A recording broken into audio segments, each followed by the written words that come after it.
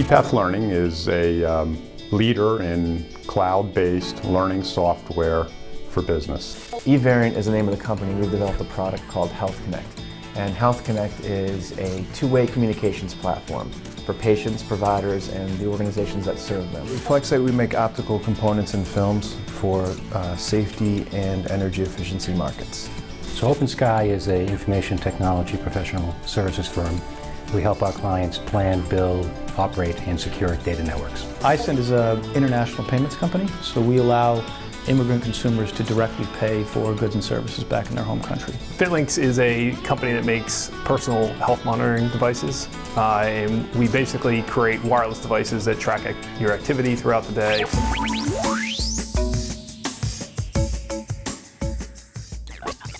Growth for us comes from two areas.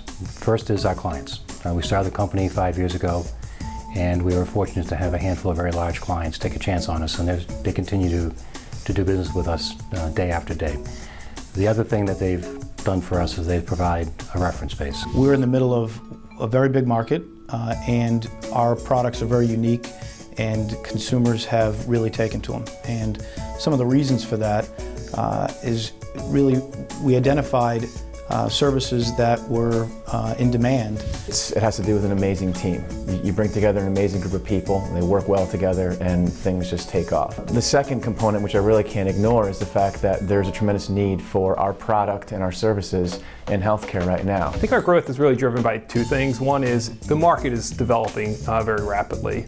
A lot of employers right now are trying to figure out how they lower their healthcare costs. They're also trying to figure out how they improve productivity by getting their employees healthier. And so there's this sort of big movement to try to figure out how do they create programs that engage their employees to be healthier. Our growth is really driven by three things. The first is excellent products, and we measure that by market share. Second is geographic footprint. We're in 21 countries now with 15 manufacturing operations.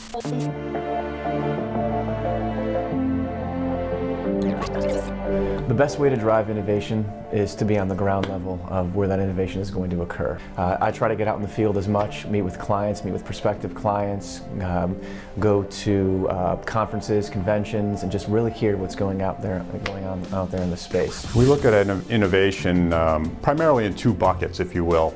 The first is responding to customers' requests for new products. We spend most of our time in that area.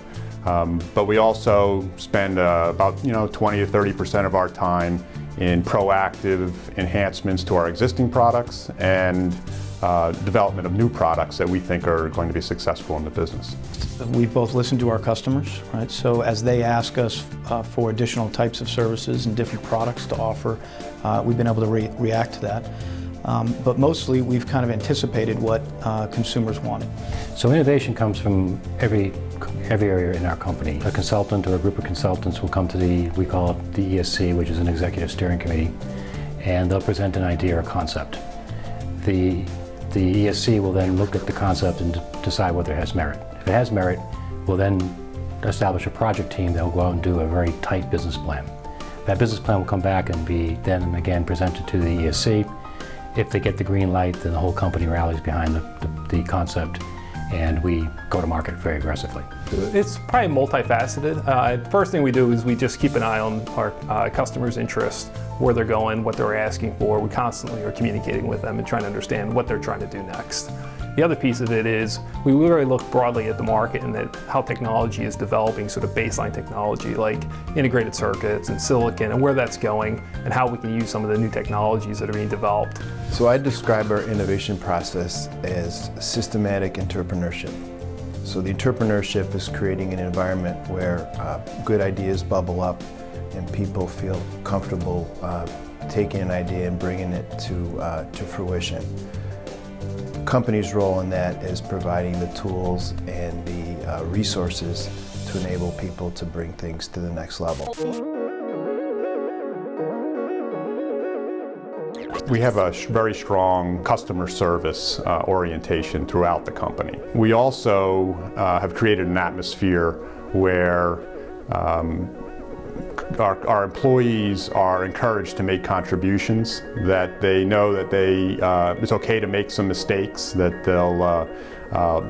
we'll use them as learning opportunities. I've worked with some great people all over the world in past lives, and so my goal was really to make sure we had the best team possible. And if that meant somebody here, locally, great. If that meant somebody in Mexico, fine. It's an open and challenging environment, but at the same time, we look for the best. Since we are a health and wellness company, we try to sort of, eat our own dog food and sort of live that as part of our company. So we actually create an environment where people can go out and exercise during the day. They can be part of a health and wellness program. Respect. And how we define respect is not only respect for ourselves, but for our own health and wellness. It's respect for others, and that includes their opinions and their values. And it's also respect for our environment. The culture is adapting to how fast we are growing. A lot of people talk about growing so fast that the wheels come off, and that's something that you always have to be aware of.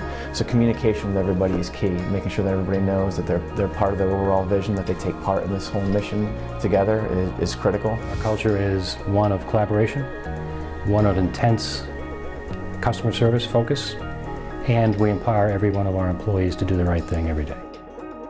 Every year I am absolutely amazed by both the diversity of the companies, but also the fact that there is such a number of companies that sort of emerge that we haven't seen before, different trends that sort of reveal themselves. We learn so much from this program. We always say that we have to celebrate these companies and we have to make sure that everybody appreciates them as role models. But for us to see this little microcosm of the economy, sort of the best piece of it, sort of the tip of the mountain, and to really be able to see it in all its glory is just, it's very important for us. One of the things that's fascinating when you look at the Tech Top 40 is other states would absolutely kill not only to have any one of these companies, obviously, but to have the breadth of different industries and different types of industries that are here. And that's always been one of the great successes of Connecticut.